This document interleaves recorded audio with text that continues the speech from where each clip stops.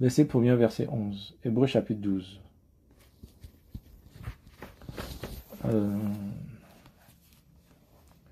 Donc, Hébreux chapitre 12, verset 1er au verset 11. Celui qui a trouvé peut lire.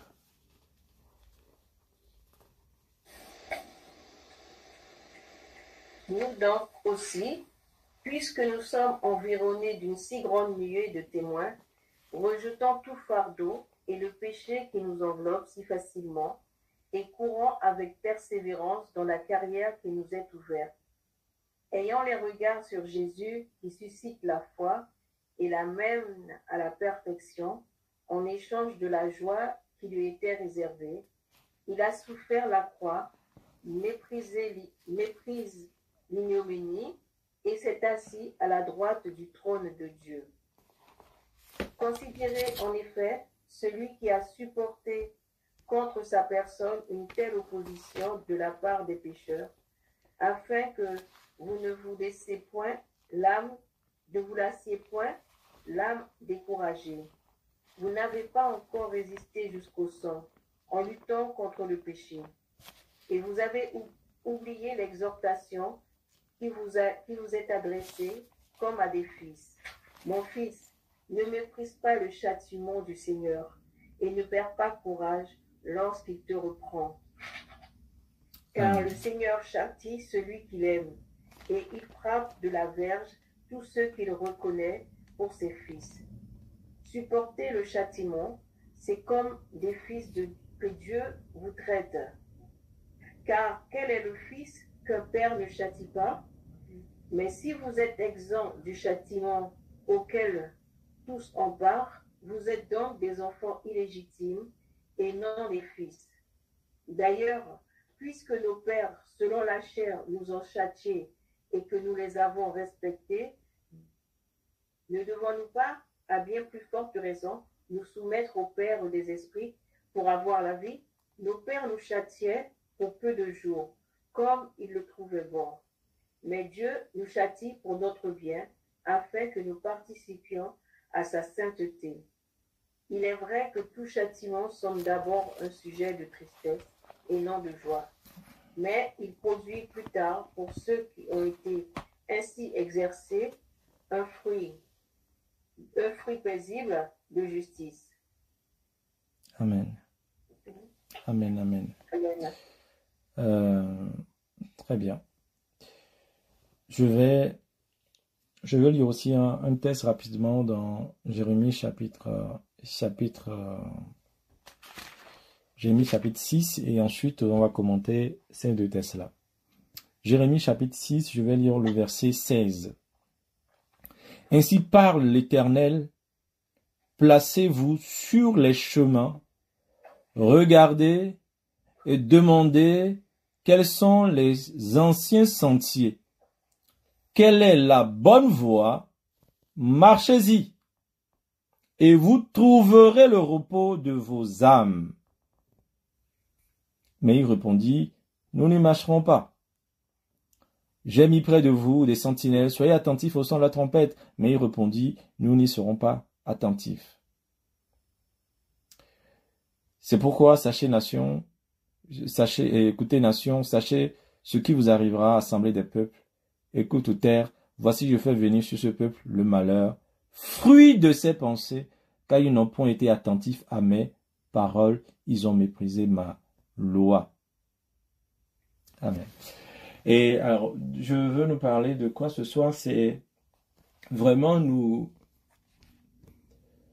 alerter sur notre attitude, notre regard, le regard que nous devons avoir lorsque nous sommes mis à l'épreuve, nous sommes dans l'épreuve, lorsque nous passons par des situations de confusion, des situations d'incompréhension, des situations d'humiliation dans le Seigneur, ou lorsque nous avons tout simplement une croix devant nous, le regard que nous devons avoir. Et on voit que j'ai pris ces deux tests-là. Je vais d'abord commenter le test de Jérémie. Donc on va voir déjà que, parce que ça montre déjà que dans l'Ancien Testament, déjà même dans l'Ancienne Alliance, ce n'est pas quelque chose de nouveau. Dieu va dire au peuple, placez-vous sur les chemins, regardez, demandez quels sont les anciens sentiers. C'est que, alléluia, alléluia. Merci Seigneur pour ta grâce, alléluia. En fait, Dieu va demander à son peuple, vous êtes dans des situations de confusion et vous voulez vous en sortir. Il dit, voici ce que vous avez à faire. Retournez, regardez en arrière, regardez vos pères, regardez les anciens sentiers. Et ne regardez pas juste pour suivre bêtement, mais regardez et pour voir quelle est la bonne voie, pour découvrir la bonne voie et pour y marcher. En fait, la marche en Christ, en fait, c'est pas une marche qui est portée vers un exemple qui est à venir. C'est une marche qui est portée vers un exemple qui est passé. Nos modèles dans la foi ne sont pas à venir. Nos modèles dans la foi sont dans notre passé, dans l'histoire du peuple de Dieu. Nous n'avons pas à réinventer une nouvelle marche avec Dieu. Non pas à réinventer une nouvelle manière de supporter l'épreuve en Christ. Non pas à réinventer une nouvelle manière de s'accrocher ou de marcher avec Dieu. Nous avons à regarder les anciens sentiers. Et si j'ai pas lu tout le texte, mais si on remontait en fait un peu au-dessus, on comprend le contexte dans lequel en fait cette histoire-là, en fait ce passage intervient. Ce passage intervient parce que il y a eu des faux prophètes qui venaient donner un faux message au peuple pour les consoler. Et comme le Seigneur va dire en fait au verset 14, ils pensent à la légère la plaie de la fille de mon peuple. Paix, paix, disent-ils, alors qu'il n'y a point de paix. Ils pensent à la légère. Vous savez, lorsqu'on est dans l'épreuve, nous devons faire attention. On a envie, en fait, qu'on vienne penser à la légère, en fait. Nos blessures, on vient penser. On a envie juste que, en fait, les choses se passent doucement. Les choses se passent avec douceur. Les choses se passent qu'on sorte de là sans, je sais pas moi, sans douleur.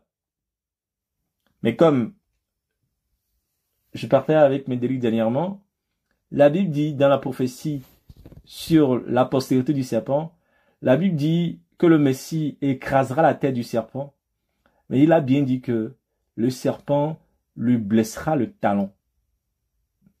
Le serpent lui blessera le talon. Donc même Jésus n'est pas sorti en fait sans coup dans ce combat à la croix. Il a écrasé la tête du serpent. Mais le serpent lui blessera le talon. Il en est sorti aussi avec des coups. Et nous ne devons pas nous attendre en fait dans les épreuves qu'il n'y ait rien, en fait il n'y a aucune humiliation, qu'il n'y a aucun coup, non. Nous prendrons des coups, mais ce qui compte pour nous c'est la victoire. Nous serons humiliés, mais ce qui compte pour nous c'est la fin, c'est la victoire finale. Et c'est important de garder en mémoire que la plaie, parce que qu'est-ce qui se passe ici en fait? Israël devait aller à Babylone. Et il y a des prophètes qui disaient non, Israël n'ira pas en Babylone. Non, nous sommes le peuple de Dieu. Non, au nom de Jésus. Non, notre Dieu, le Dieu des armées ne permettra pas ça. Ah ouais? Le Dieu des armées ne permettra pas ça. Mais c'est le Dieu des armées en fait qui dit à Jérémie, ce peuple-là, il faut qu'il y aille. Il doit aller en captivité. Mes amis, la captivité, comme j'ai déjà dit que ça fait partie de la prophétie en fait. Il s'agit, c'est pas parce qu'on crie beaucoup, non, le désert, la sécheresse, la captivité fait partie de la prophétie. Israël doit aller à Babylone. Parce que Israël va apprendre des choses au travers de ça. Et donc, nous devons plutôt savoir quelle est la vérité de Dieu. Vous voyez que si on ne se met pas sur les chemins, les chemins anciens, on ne verra pas ça. On ne verra pas ce que le père Abraham a souffert. On ne verra pas que le père Abraham, après avoir eu Ismaël, il a dû passer presque 13 ans sans avoir entendu le Dieu vivant lui parler de sa promesse. Il a attendu longtemps sans révélation. Et nous, comme si vous passez des temps comme ça sans que Dieu vous parle, vous direz quoi? Vous allez abandonner la foi parce que Dieu ne vous parle plus de la promesse. Et quand Dieu est revenu, David Abraham a dit, marche et sois intègre devant ma face. Donc Dieu vient lui dire, ce que tu as fait, ne fais plus jamais ça. Va et ne pêche plus. Mais nos vies, en fait, nos erreurs, notre marche n'est pas, en fait, c'est pas sa conséquence. Nous devons apprendre de nos erreurs, nous devons apprendre, en fait, de nos tribulations. Nous avons des choses à apprendre dans chaque creuset, en fait. Et pour comprendre ça, pour ne pas se séduire, parce que l'âme qui souffre a juste envie d'être délivrée de sa souffrance, c'est tout ce qu'il veut, en fait. C'est tout ce qu'elle veut. Une âme qui souffre veut en finir avec sa souffrance. C'est tout. Et donc, nous devons faire attention pour que nous ne soyons pas charnels, pour que nous ne soyons pas juste une âme qui souffre. Mais nous n'oublions pas que nous avons un esprit dont les désirs, les besoins peuvent être différents de ce que nos âmes peuvent ressentir. Donc, il dit, faites attention à ceux qui pensent vos plaies à la légère. Ceux qui vous détournent de vos problèmes, ceux qui vous détournent de vos croix, ceux qui vous détournent de l'obéissance, ceux qui vous détournent du prix à payer, ceux qui vous détournent de l'humiliation de Dieu, ceux qui vous détournent du brisement de Dieu, ceux qui vous détournent de la croix que Dieu veut vous imposer. Que ce soit en songe, que ce soit en vision, que ce soit par un prédicateur soi-disant, tous ceux qui veulent vous détourner de la croix de Dieu. Faites attention à tous ceux qui veulent penser à la légère votre blessure, votre plaie. Dieu lui sait que cette plaie ne sera pas cicatrisée sérieusement s'il n'y a pas une vraie confrontation, s'il n'y a pas un vrai combat, s'il n'y a pas une vraie humiliation.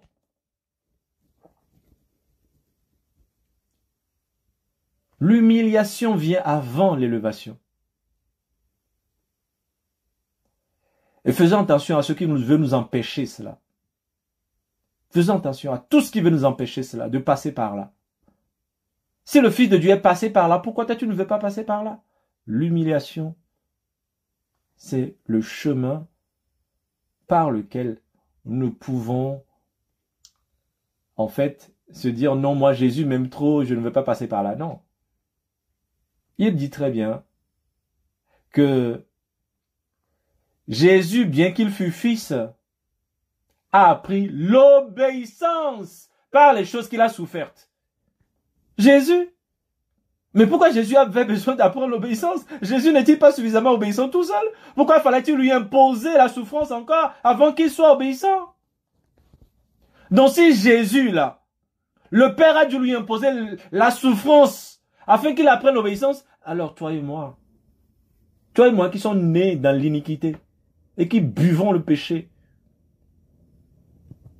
comme si c'était notre thé, et qui sommes tellement facilement susceptibles, tellement attachés en fait à la terre, à combien de plus forte raison, eh bien nous avons besoin encore que Dieu nous impose ces souffrances-là afin que nous apprenions l'obéissance. Mais la question est-ce que nous apprenons l'obéissance dans ces souffrances-là? C'est ça le problème. C'est ça qui est regrettable, c'est que nous souffrons, mais nous n'apprenons pas l'obéissance dans ces souffrances-là. En fait, nous souffrons gratuitement. Alors que le but de la souffrance, c'est de nous amener à une obéissance, c'est de nous amener à une instruction, c'est de nous amener à une transformation. Une obéissance qui ne porte pas ce fruit-là de transformation, c'est en fait une souffrance qui ne porte pas ce fruit-là, c'est une souffrance gratuite. C'est la souffrance des gens dans le monde. Le creuset par lequel Dieu nous fait passer, c'est pour nous amener à l'obéissance.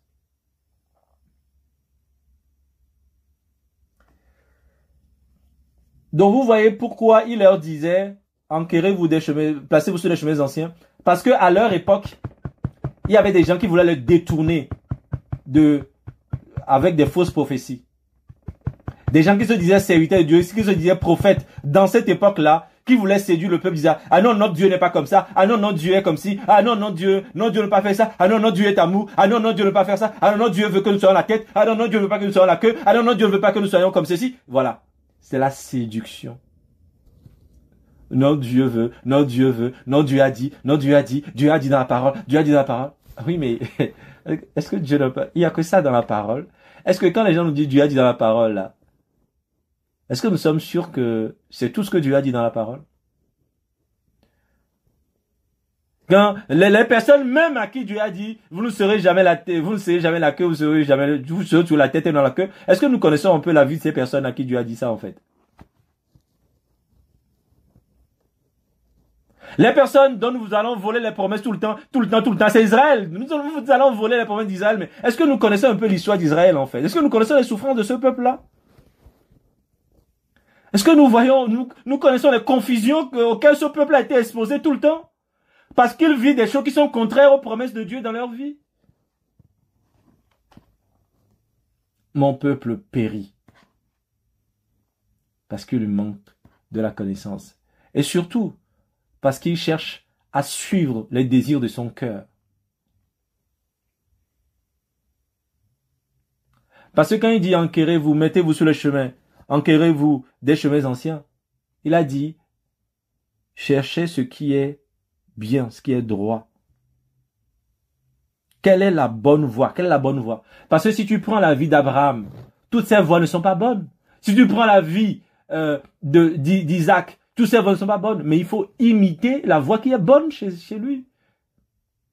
Il faut voir les erreurs qu'il a fait et le jugement qu'il a et le châtiment qui a été à cause de ces erreurs-là. Il faut voir comment Dieu l'a éprouvé. Il faut voir ça. Quelle est la bonne voie? Et marchez-y. La bonne voie dans la vie du chrétien, de l'enfant de Dieu, se trouve derrière, en arrière. Ça ne se trouve pas en avant, ça se trouve en arrière. Tu veux savoir quelle est la bonne voie? C'est en arrière. En fait, ça veut dire quoi? Ça veut dire que ce dont tu as besoin...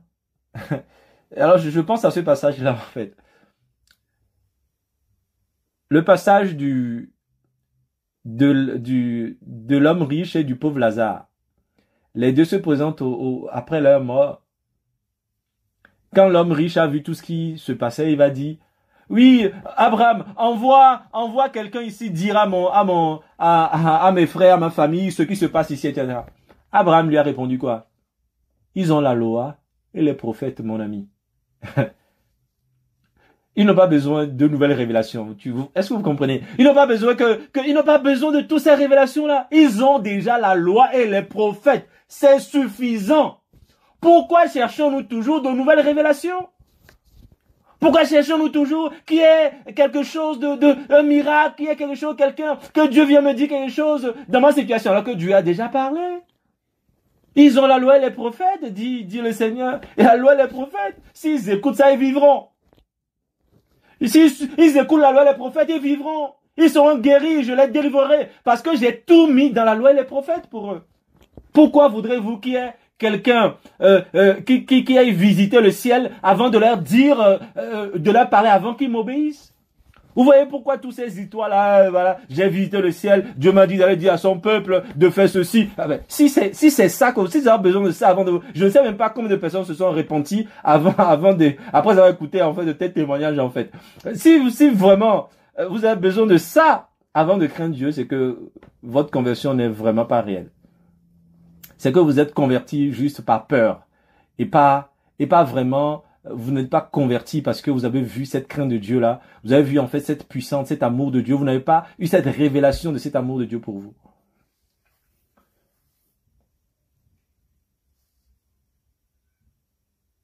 Abraham dit, ils ont la loi et les prophètes. Même si quelqu'un d'ici, si quelqu'un d'ici va là-bas, c'est pas ça qui va changer leur vie. C'est pour ça qu'il dit que les gens, même si tu vas au ciel, tu viens dire, tu as vu Jésus, il a dit, c'est ça. En fait, si les gens n'ont pas déjà cru à l'évangile, pourquoi croiront-ils en fait à ce que moi j'ai visité le ciel et puis Dieu m'a dit ça en fait? Non. Ils ont la loi et les prophètes. Qui le regardent. Ils retournent dans les anciens sentiers. Qui retournent aux anciens sentiers. Qui retournent à la loi. Qui retournent aux prophètes. Qui retournent au témoignage. Alors là, ils trouveront le chemin par lequel il doit marcher pour vivre. Enquérez-vous des chemins anciens, des sentiers anciens. Regardez quelle est la bonne voie et marchez-y. Marchez-y. Parce qu'on peut voir quelle est la bonne voie, mais on ne veut pas y marcher. On ne veut pas y marcher parce qu'on n'a pas envie de porter la croix. On ne veut pas y marcher parce qu'il y a un prix à payer qu'on ne veut pas en fait. Oui, bien sûr, nous voulons que Dieu nous donne de nouvelles révélations. Mais nous devons savoir que pour notre vie, pour que nous vivions, Dieu a déjà donné tout. Ce dont nous avons besoin pour vivre. Le reste, c'est de la cerise sur le gâteau. Dieu a déjà tout donné pour que nous puissions vivre, pour que nous puissions avancer, rester dans ses voies. Il a déjà tout donné. Il nous a donné toutes ses provisions. Donc, quelqu'un qui ne veut pas du gâteau, mais qui veut juste la cerise, voilà, cette personne en réalité ne cherche pas Dieu. Tu as un gâteau que tu ne manges pas, mais tout ce que tu veux, c'est la cerise. Tu veux juste des révélations, tu ne veux pas obéir à la loi, à la parole de Dieu. Tu veux juste des révélations, la Bible de Jésus ne veut pas obéir. C'est écrit très clairement, l'enseignement du Seigneur est clair sur les sujets. Tu ne veux pas obéir, mais tu veux la révélation. Abraham dit qu'il retourne à la loi et les prophètes. Ils auront la vie. Il n'y a pas besoin qu'un mort se ressuscite pour aller leur parler de ce qui se passe là-haut, avant de venir se convertir. Voilà. Donc, demandez conseil aux anciens sentiers, quelle est la bonne voie, marchez-y, et vous trouverez le repos de vos âmes, le repos. Si ton âme est agité, ce soir, pense à Abraham, pense à Sarah, pense à Rebecca, pense à Jacob, pense à Léa. Pense à ces gens-là. Et pense à ce à quoi Dieu les a fait passer. Et réalise si Dieu a été fidèle dans leur vie ou pas. Pense à Jephthé. Pense à Jérémie. Pense à Ézéchiel. Pense à Daniel. Pense à toutes ces personnes qui ont crié à lui et qui ont persévéré avec lui.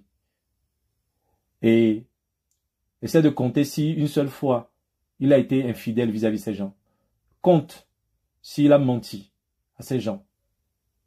Et tu verras le Dieu que tu recherches. Alors là, ton cœur, ton âme sera au repos. Ton âme sera au repos.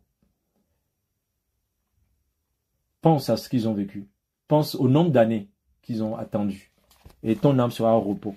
Et ensuite, tu compteras toi le nombre d'années dont tu attends, ce que tu attends de Dieu. Donc, je viens donc dans Hébreux chapitre 12, pardon. Hébreux chapitre 12. Il dit, nous aussi donc, alléluia, puisque nous sommes environnés d'une si grande nuée de témoins, rejetons tout fardeau et le péché qui nous enveloppe si facilement. Nous qui sommes environnés d'une nuée de témoins. De quoi il parle? On est au chapitre 12. Le chapitre 12, le premier verset, c'est la suite du chapitre 11. La Bible, initialement, il n'y a pas de chapitre comme ça, il n'y a pas de découpage en chapitres. Donc, quand nous lisons la Bible, souvent, ou même parfois, ce serait important parfois que nous restions dans le contexte original. Donc, on est en train de développer une idée. On dit, nous donc aussi. Donc, ça veut dire que le chapitre 12 est en lien direct avec le chapitre 11. D'accord? Le chapitre 12, le verset du chapitre 12 est en lien direct avec ce qu'il vient de dire au chapitre 11. Et qu'est-ce qu'elle a dit au chapitre 11? Au chapitre 11, il a donné des exemples de foi. Il a donné des modèles, des exemples de personnes qui ont vécu la foi et dont il veut que nous imitions leur foi. La nuée de témoins. Une nuée, c'est une assemblée, c'est un nuage de témoins, c'est un groupe de témoins. Alléluia. Et mes amis, ça c'est important. la nuée que tu as, la nuée qui t'environne, la nuée d'hommes de foi qui t'environne, c'est ça qui déterminera ta foi en fait. La nuée d'hommes de foi, la nuée de chrétiens, la nuée d'hommes de Dieu, de femmes de Dieu, la nuée de modèles de foi qui t'environnent, c'est ça qui détermine ta foi. Alors quand on dit la nuée, ça peut être, en fait ça va être les personnes dont tu veux imiter la foi ou les personnes chez qui tu t'instruis dans la foi. Les personnes chez qui tu t'instruis, les personnes que tu écoutes, les personnes chez qui tu vas apprendre, les personnes qui sont pour toi un modèle de foi. Ces personnes-là détermineront la foi que tu as ou la qualité de ta foi. Parce qu'en réalité, ta foi ne sera pas différente de leur foi. Et c'est pour ça que nous devons nous demander, d'abord, est-ce que nous avons une nuée de témoins? Quelle est la nuée en fait qui m'environne? Est-ce que ma nuée est biblique ou ma nuée est de notre génération? Voilà. Ma nuée, c'est les téléévangélistes, c'est les grands apôtres prophètes là qu'on voit à l'écran là tout le temps, qui ont leur chaîne YouTube, ma nuée, c'est composé de quoi? Qui constitue cette nuée là? Est-ce qu'il y a Abraham dans cette nuée? Est-ce qu'il y a Isaac dans cette nuée? Est-ce qu'il y a Jacob dans cette nuée? Est-ce qu'il y a Samson dans cette nuée? Est-ce qu'il y a Daniel dans cette nuée? Y a-t-il Josué dans cette nuée? Y a-t-il Moïse dans cette nuée? Qui y a-t-il dans cette nuée? Y a-t-il Déborah dans cette nuée? Parce que c'est ceux-là qu'il a cités dans le chapitre 11. Il a parlé d'Abraham, il a parlé de Sarah, il a parlé de Jacob, il a parlé de Moïse, il a parlé de Daniel. Est-ce que tu connais ces histoires? C'est l'histoire de foi, l'histoire qui est dans ta mémoire, en fait, ça qui est ta nuée. C'est l'histoire dont tu peux te rappeler dans tes épreuves. L'histoire dont tu peux te rappeler pour te fortifier. L'histoire dont tu peux te rappeler pour t'encourager dans tes épreuves. C'est ces personnes-là qui sont tes nuées. De qui te rappelles-tu? Vers qui ta pensée se dirige lorsque le problème arrive? Vers qui, à quelle situation peux-tu comparer aujourd'hui ta vie dans la parole de Dieu? C'est cela ta nuée. Cette personne fait partie de ta nuée. Peux-tu dire, oui, quand je vois Abraham, ça m'encourage dans ma situation. Oui, Dieu m'a amené aujourd'hui à lire Rebecca, ça m'a encouragé dans ma situation. Oui, Dieu m'a ouvert aujourd'hui les yeux sur Jérémie, ça m'a encouragé dans ma situation. Oui, Dieu m'a fait méditer aujourd'hui sur Ézéchiel, ça m'a beaucoup fortifié dans ma situation. Oui, Dieu m'a vraiment ouvert les yeux sur un aspect de la vie de David aujourd'hui, ça m'a beaucoup encouragé dans ma situation. Ah oui, vraiment, le Seigneur m'a amené sur un verset sur la vie de Jésus. Dans l'évangile aujourd'hui, ça m'a beaucoup encouragé dans ma situation. Y a-t-il une situation, un récit biblique qui t'encourage dans ta situation? La personne concernée par ce récit-là fait partie donc de ta nuée. Ou quand les épreuves t'arrivent, tu n'as même pas de modèle, tu ne sais pas à quoi te référer. Parce qu'il y a beaucoup de chrétiens qui sont sans référence. Parce qu'on leur parle, on leur donne des choses sans leur ramener dans la parole. Parce qu'on leur donne des promesses sans leur ramener dans la parole. Parce qu'on leur vend juste des promesses, mais on ne leur montre pas la vie de ceux à qui ces promesses ont été données. Tu me donnes des promesses d'Abraham, tu ne m'enseignes pas sur la vie d'Abraham. Qu'est-ce qu'Abraham a vécu? Comment ces promesses-là s'est-elle accomplie dans la vie d'Abraham? Tu me parles d'Israël? Comment les promesses sont-ils accomplies dans la vie d'Israël? Jusqu'à aujourd'hui, Israël est dispersé. Alléluia. Alors, de quoi veux-tu me parler? Faut que tu m'enseignes d'abord sur la vie du peuple d'Israël. Enseigne-moi d'abord sur la marche du peuple d'Israël. Enseigne-moi d'abord sur la marche d'Abraham, sur la croix qui est dans la vie de Jacob, la croix qui est dans la vie de Sarah. Enseigne-moi d'abord leur vie avant de m'enseigner leurs promesses, avant de me vendre leurs promesses. Enseigne-moi leur vie. Alléluia. La vie n'est pas dissociée de la promesse.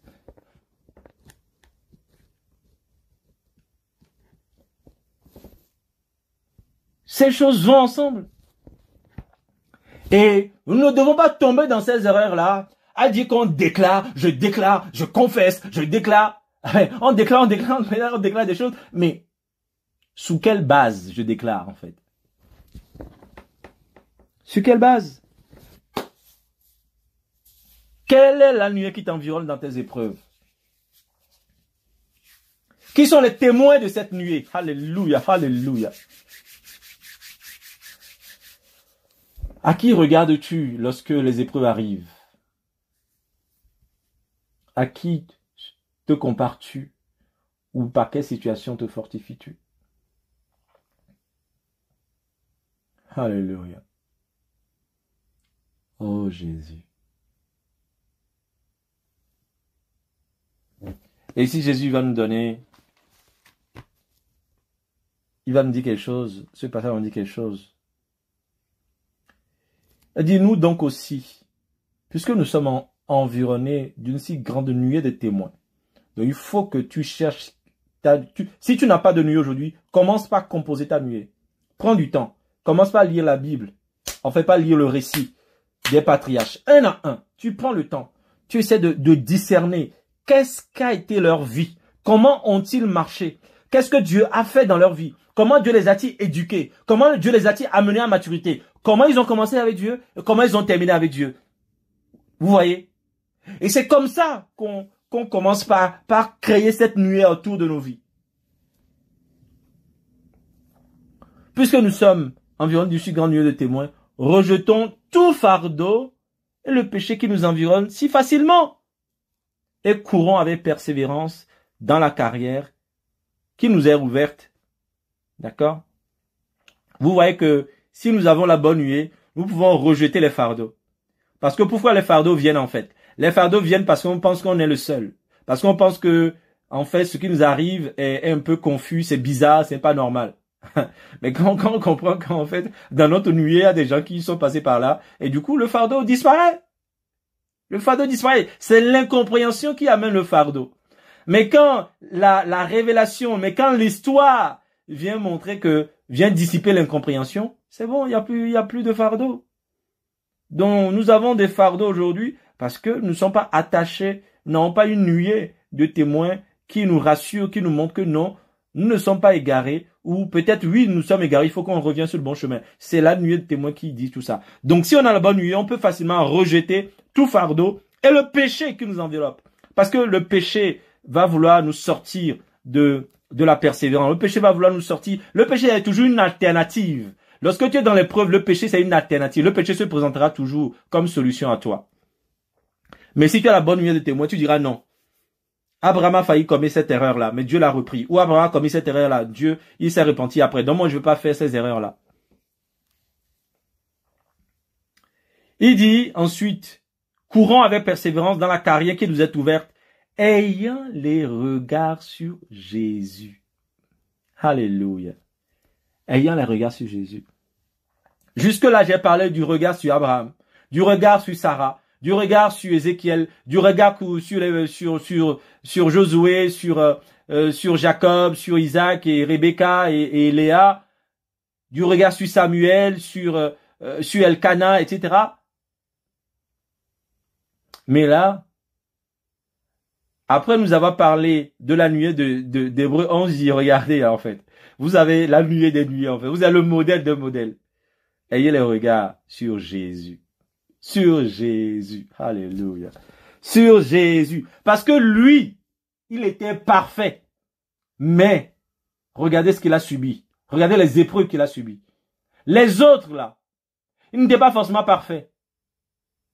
Mais lui, là, Jésus, il est parfait. Donc vous, si Dieu a pu éprouver son fils qui était parfait, combien pour cette raison, vous avez le droit, enfin vous avez la vocation de vous laisser briser, transformer, éprouver par lui.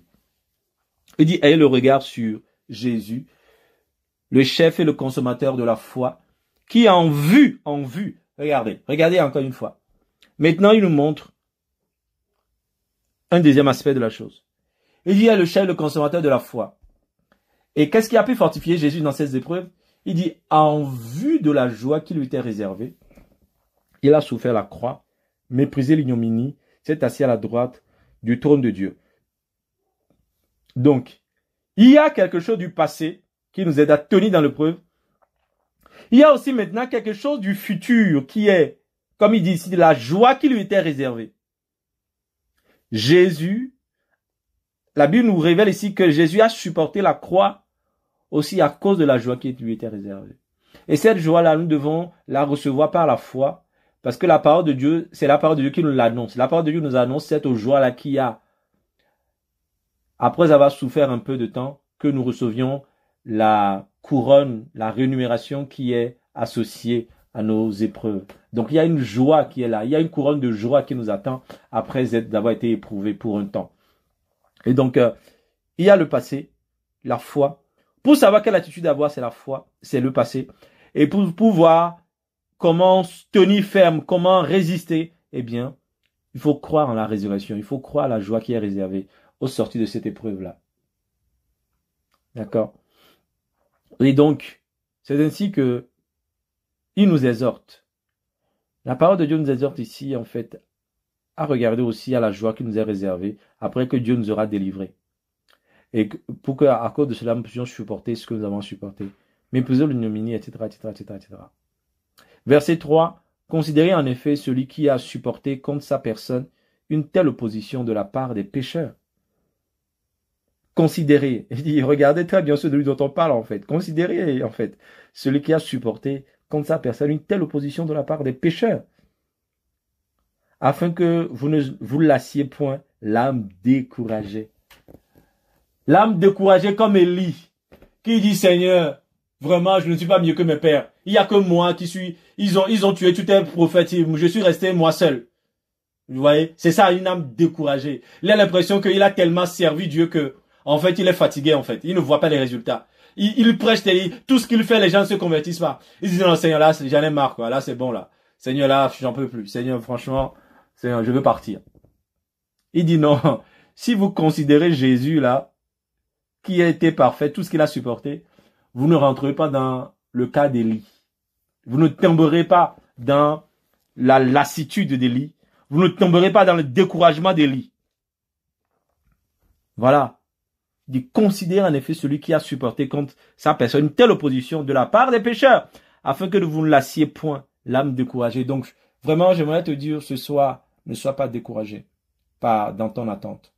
Considère encore Jésus. Et quand tu considères Jésus, tu vas pouvoir te fortifier. Et considère, pas seulement considère ce qu'il a fait, mais considère qui il était en fait avant de vivre toutes ces souffrances-là. C'est pour ça qu'il dit considérer quel est en fait celui qui a supporté contre sa personne une telle chose. Considérer la personne même en fait. C'est pas, on ne parle pas de n'importe qui en fait. On ne parle pas de quelqu'un qui a passé 30 ans dans le monde et puis voilà, à 32 ans, il a été touché, Dieu l'a visité et puis il est rentré dans le ministère à 32 ans. Non, on parle de quelqu'un qui est né de Dieu.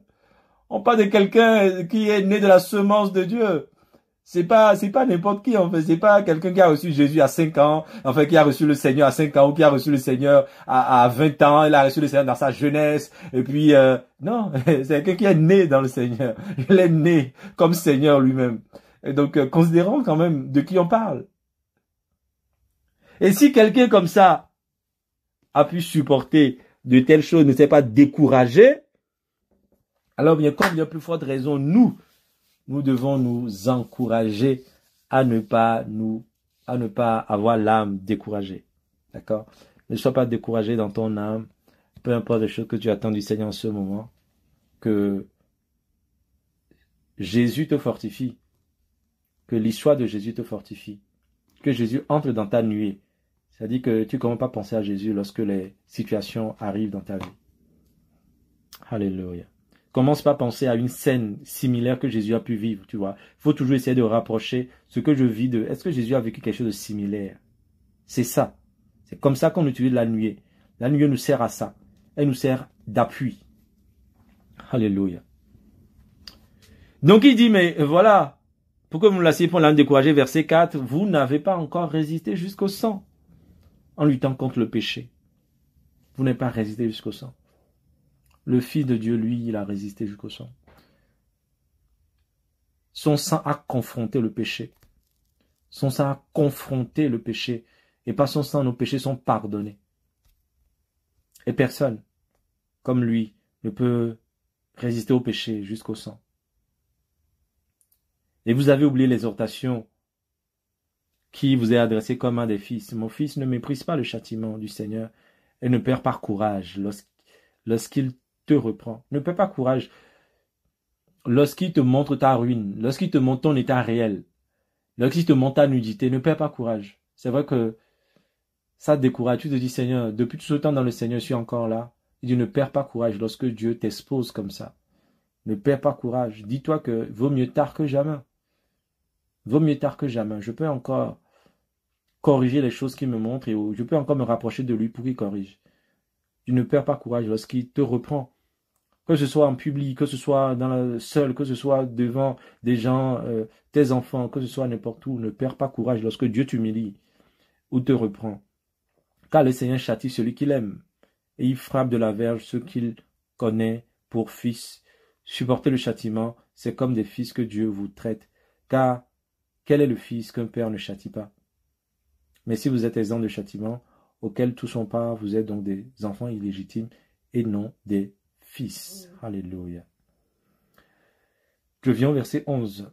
Il est vrai que tout châtiment semble d'abord un sujet de tristesse et non de joie. Mais il produit plus tard, pour ceux qui ont ainsi été exercés, un fruit paisible de justice. Un fruit paisible de justice. Vous voyez, Dieu veut qu'on porte du fruit de justice. Et dit donc, c'est pour ça, en fait. C'est pour ça que on peut avoir l'impression que Dieu ne répond pas, etc. Mais il y a un fruit paisible de justice qu'il veut nous voir porter. Alléluia. Il veut vraiment nous voir porter cela. Et j'aimerais nous encourager vraiment ce soir par cette exhortation à bien considérer la nuée que nous avons tout autour de nous. Nous ne pouvons pas avancer sans ça en fait. Si tu veux savoir pourquoi tu te décourages rapidement, c'est parce que tu n'as pas suffisamment de nuées autour de toi en fait. Tu n'as pas suffisamment de nuées. Voilà. Dans tes pensées, dans ta foi en fait, tu manques cette nuée-là. Cette nuée biblique. Tu manques ça. Et c'est pour ça que tu as souvent l'âme découragée. Oui, il y a Jésus, mais il n'y a pas que Jésus. Il faut ajouter à Jésus Abraham et tous les patriarches, comme on l'a vu, les prophètes. Ajouter les apôtres. Comme je vais compléter par cette lecture-là, en fait, du coup de Hébreux 13. Hébreux 13 qui nous dit au verset 7. Hébreux 13 au verset 7. Il dit, souvenez-vous de vos conducteurs qui vous ont annoncé la parole de Dieu. Considérez quelle a été la fin de leur vie et imitez leur foi. C'est à ça que c'est à la nuée. Et il continue, Jésus-Christ est le même hier, aujourd'hui et éternellement. Donc en conséquence, verset 9, ne vous laissez pas entraîner par les doctrines diverses et étrangères. Alléluia. Je ne sais pas si vous voyez la connexion qu'il y a entre ces passages-là. Et même par rapport à ce qu'on a lu dans Jérémie. Il dit, souvenez-vous de vos conducteurs qui vous ont annoncé l'évangile. Donc, ces conducteurs-là, souvenez-vous, c'est qu'ils deviennent votre nuée. D'accord? Souvenez-vous d'eux. Mais souvenez-vous d'eux comment? Considérez, en vous souvenant de considérer quelle a été la fin de leur vie. Donc, considérez comment ils sont morts. Dans la persévérance, certainement, de morts humiliantes parfois, de morts vraiment confuses parfois. Il dit quelle a été la fin de leur vie. Mais ils ont été fidèles dans cette mort-là, jusqu'à la mort. Et imitez leur foi. Imitez leur foi. Et il dit, pourquoi je vous dis ça? Vous devez savoir ceci. Jésus-Christ est le même hier, aujourd'hui, éternellement. Comment je dois comprendre ça? Je dois comprendre ça comme ceci. Si ces personnes-là, vos conducteurs dans le Seigneur, ceux qui vous ont annoncé, vos conducteurs qui vous ont annoncé l'évangile, si vous servez le même Dieu, vous n'aurez pas une fin différente d'eux. C'est ce que ça veut dire en fait. Il dit considérez quelle a été la fin de leur vie et armez-vous de cette pensée-là. Vous aussi, vous devez mourir comme ça. Quand il dit mourir comme ça, mourir dans leur foi, dans la même foi qu'ils ont eu là, cette foi persévérante-là.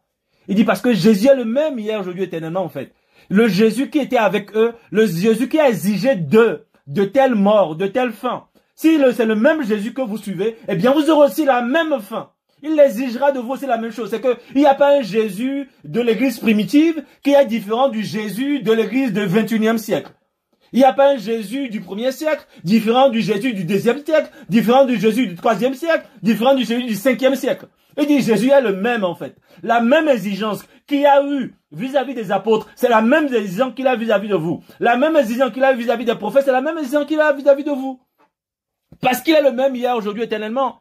Si il change, c'est qu'il n'est plus le même hier, aujourd'hui, éternellement. Mais combien de fois avez-vous entendu cette parole-là, cette promesse-là, dans les prédications ou dans la bouche des chrétiens? Ah, Jésus est le même, hier, aujourd'hui, éternellement. Mais quand on dit ça, on ne pense pas du tout, en fait, à l'exigence de Dieu. On pense plutôt au fait qu'il est le même, il a béni hier, il bénit aussi aujourd'hui. Il bénit, bénit. Et le même, il guérit hier, il guérit aujourd'hui. Il guérit. On prend ça seulement pour les bonnes choses, Alors que le contexte de cette parole-là, on dit considérer quelle a été la fin de la vie de vos conducteurs dans le Seigneur. Quelle a été la fin de leur vie. Comment Pierre est-il mort? Comment Jean est-il mort? Comment Paul est-il mort? Comment les apôtres sont-ils morts? Comment Jacques, le frère de Jésus, est-il mort? Comment sont-ils morts? Vous pensez qu'ils sont morts tranquillement, un jour je sais pas moi, de pluie, ou un jour où le soleil était beau, où ils venaient juste de sortir d'une fête? Non. Ils étaient morts, certains, Pierre crucifié, de la tête vers le bas, là Jean, qui a été celui de Patmos, qui a souffert celui de Patmos. Regardez comment il a souffert. À son âge, il n'a pas dit je vais aller à la retraite, je vais prendre la retraite. Vieillard, mais encore dans les liens, dans les chaînes à cause de Jésus. Considérez quelle a été la fin de leur vie. Jacques aussi tué à Jérusalem. Et donc, il dit, imitez leur foi. C'est des gens leur foi était pareille à la foi des gens de Hébreux 11 en fait. Ces conducteurs n'ont pas une foi différente de Hébreux 11. Dans Hébreux 11, on voit comment les gens sont morts. Donc, Jésus est le même hier, aujourd'hui, éternellement. À chaque fois que tu dis ça, sache que tu es en train de proclamer que, de la même manière que Jésus a fait porter la croix aux apôtres, de la même manière, il me fera porter aussi la croix. C'est ce que ça veut dire. Jésus est le même hier, aujourd'hui, éternellement, dans le contexte biblique d'Hébreux, de ce chapitre d'Hébreux 13. Il est le même. La manière dont les apôtres sont morts, la manière dont les apôtres ont vécu leur foi jusqu'à leur fin, eh bien, Jésus attend de moi que je vive aussi la même foi. Voyez? Il est le même hier, aujourd'hui, éternellement. C'est le même qui a honoré la foi d'Abraham. Donc, je dois vivre la foi d'Abraham. Je dois vivre, en fait, la foi d'Isaac. Je dois vivre la foi de Jacob. Donc, en fait, en réalité, à chaque fois que nous lamentons, que nous supportons pas, nous ne comprenons pas ou nous n'abordons pas nos épreuves dans le calme et dans la confiance, c'est que nous renions que Jésus n'est pas le même hier, aujourd'hui, éternellement. Parce qu'en fait, il est en train de faire ce qu'il a fait avec Abraham, avec nous ne voulons pas. Il est en train de faire ce qu'il a fait avec Pierre, nous ne voulons pas. Il est en train de faire ce qu'il a fait avec Paul, nous ne voulons pas. Il est en train de faire ce qu'il a fait avec Jérémie, nous ne voulons pas. En fait, nous ne voulons pas, en fait, qu'il fasse ce qu'il a fait avec les autres, en fait. Mais nous disons que nous sommes, il a le même hier, aujourd'hui, éternellement. Donc, si nous ne voulons pas, c'est qu'il n'est pas le même, en fait. Ouais. Donc, c'est ça, toujours l'histoire de les chrétiens confessent tellement de choses, mais en fait, on comprend pas très bien les choses qu'on confesse. Et c'est pour ça qu'il enchaîne en disant, regardez, parce qu'il est même hier, aujourd'hui, éternellement, ne vous laissez pas entraîner par des doctrines diverses et étrangères. Alléluia. Vous voyez comment tout cela est connecté? Il dit Jésus est le même aujourd'hui, éternellement. Ce qu'il a fait hier, c'est comme ça qu'il va aussi être exigeant. Donc, ne vous laissez pas entraîner pas des doctrines diverses. Des gens qui vous diront que non, mais c'est parce que l'apôtre Paul n'avait pas la révélation, en fait. Si l'apôtre Paul avait la révélation que nous avons aujourd'hui au 21e siècle, en fait, il n'aurait pas souffert ce qu'il a souffert. C'est parce que Pierre n'avait pas suffisamment de révélation, en fait. Comme il pensait que, voilà, l'évangile était que pour les juifs, donc il n'avait pas assez de révélation. Et c'est pareil, en fait, pour Paul. En fait, eux, ils n'avaient pas de révélation. Nous, aujourd'hui, on a la révélation, vous voyez. C'est pour ça que quand on lève la main, il y a tout un sac qui peut tomber, parce que nous, on a la révélation. Et donc, c'est nous qu'il faut suivre. Il dit, ça, là, c'est la séduction. Ne vous laissez pas entraîner par des doctrines diverses. En fait, notre modèle, ce n'est pas aujourd'hui. Notre modèle est dans le passé, en fait. Notre modèle, il n'est pas chez Bénin ou chez c'est pas quoi là, chez c'est pas qui. Non, notre modèle, là, il n'est pas chez cette doctrine nouvelle étrangère là. Cette doctrine nouvelle étrangère venue des États-Unis, venue du Nigeria, venue de c'est pas qui en Afrique. Pas. Non, nos modèles là, notre nuée, elle est biblique. C'est ça qui est important. Il dit, ne vous laissez pas entraîner. Vous voyez que déjà à l'époque, il y avait des doctrines diverses et étrangères. Il appelait des doctrines étrangères. Donc quand quelqu'un vous amène une doctrine, regardez que cette doctrine-là est conforme à la doctrine de la croix dans la Bible. Voilà. Parce que Jésus est le même hier, aujourd'hui, éternellement. Là, on va vous dire, oui, mais là, le temps presse, on est dans les derniers temps. Donc Jésus a changé de tactique. Quoi? C'est quoi cette histoire-là? Jésus, le dernier temps, là, là, c'est les temps de la fin. Non, mais Jésus n'a plus de temps. Ah non, ah ouais, Jésus n'a plus de temps, c'est la fin des temps, donc Jésus change de doctrine parce que c'est la fin des temps. La Bible dit, il en sera, en fait, à la fin des temps, au jour du Seigneur, comme au jour de Noé. Les femmes, les gens mariaient les enfants, ils ne se doutaient de rien. La Bible n'a pas dit, parce que c'est la fin des temps, Jésus s'est précipité, et puis, tout le monde était précipité. Non. Même à la veille, il dit que même à la dernière heure, il y a des ouvriers de la dernière heure. Il va encore chercher des ouvriers pour travailler à la dernière heure. Jésus ne va pas arrêter ce qu'il fait. Sa manière de travailler, il travaillera toujours conformément à sa manière de travailler. Voilà. Il donne le temps aux hommes de se repentir, mais c'est pas lui qui est pressé et qui va du coup changer de statique, non. Enfin, si Jésus change de statique, c'est que ça paraît plus prophétique. Les choses sont annoncées, se passeront tel que c'est annoncé. Et donc, ne nous laissons pas séduire par des gens qui auraient une révélation particulière que nos premiers pères dans la foi n'ont pas eu, que les apôtres n'ont pas eu. Voilà. Donc, fuyons tous ces gens de discoureurs qui veulent nous apporter une nouvelle révélation que les apôtres n'ont pas eu. Et donc, c'est ce qu'il y a dit ici. Ne vous laissez pas entraîner par des doctrines diverses. Parce que Jésus est le même hier, aujourd'hui, éternellement. Le jour où Jésus change de manière d'éduquer ses enfants, de manière de former ses enfants, de manière de purifier ses enfants, c'est qu'il n'est plus le même Jésus. Ce Jésus a changé.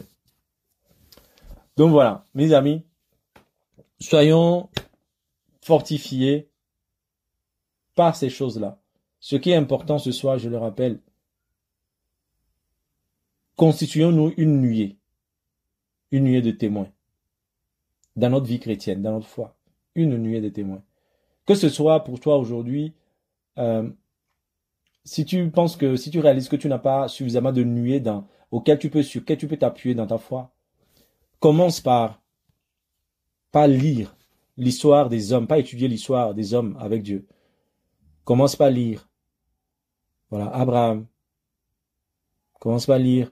Quand on dit lire, c'est vraiment lire pour connaître son histoire, sa vie en fait. Comment Dieu l'a-t-il appelé? Quelle promesse Dieu lui a faite? À quelle date, à quel moment la promesse est-elle accomplie dans sa vie? Qu'est-ce qu'il a vécu entre le jour de la promesse et le jour de l'accomplissement de la promesse? Qu'est-ce que sa vie a été? Combien de temps ça a pris? Vous voyez? C'est ça en fait, avoir une vie. C'est ça, c'est bien comprendre l'histoire de ces gens-là, bien comprendre la croix qu'ils ont portée et bien discerner les erreurs qu'ils ont fait pour que je ne les fasse pas, parce que ces mêmes erreurs me tenteront, et etc., etc., tu as voulu faire, effectivement, etc., etc., vous voyez. Ou même